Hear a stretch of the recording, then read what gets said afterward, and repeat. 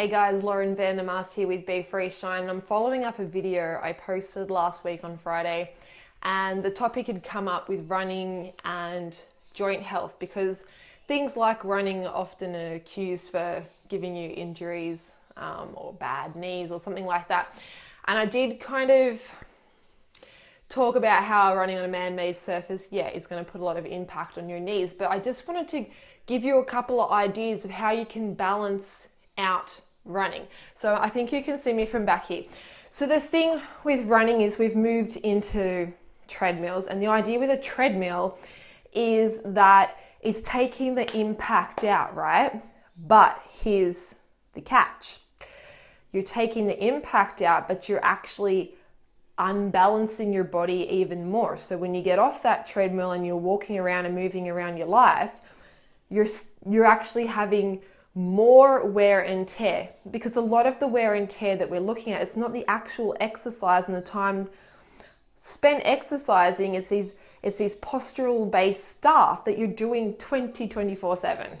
Okay, maybe not when you're sleeping, but it's the stuff you're doing all the time, because your training is only a small portion of your day, but your training is just going to highlight the bad postural stuff that you've already got. So when you're on a treadmill, you're not actually running. You're just lifting your feet up, the belt's running underneath you. But when you're running on land, you find you've got to push back. So you'll find if you've been running on a treadmill that suddenly running on real land is extremely hard. But you've got to push back motion. You're using the back of your leg, your glutes, your hammies, and you're pushing back on the land to move you forward. Why is this important? Well, because most of us are not strong enough through the back. We're too tight through the front. We're overusing our quads, and so we're already unbalanced. And then at least by running on land instead of the treadmill, so the treadmill, you're making this stuff worse. At least by running on land, you're actually pushing back and you're starting to balance out through the back here.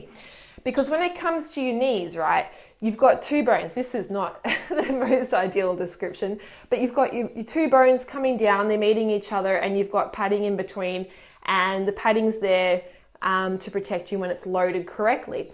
If you've got imbalances, which most of us do, tight calves, quads, etc., you're pulling yourself out of balance. So now when you're loading your knees, you're not actually loading the way nature intended, and you kind of might be loading from the side, for example, and that's where you get that wear and tear and pain from.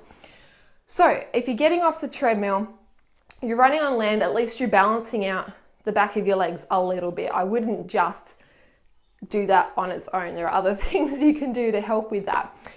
And then the second biggest thing, and we kind of all look past this, is just how important walking is. I know I harp on about walking so much, but it is literally this important. The thing with walking is you can focus on your posture more when you're walking and being tall. You know, when you're running, you kind of get in this forward motion, but at least when you're walking, you can focus on being as tall as you can. I like to think of lifting up through your head, and you're literally putting that foot down, and then you push the land behind you kind of, so you can step forward. So you're using the back of your body.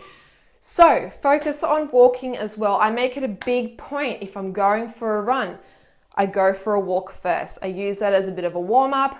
I walk when I'm finished because I want to balance it out. I want to straighten back up again, use the back of my legs, use my glutes, and balance myself out that way.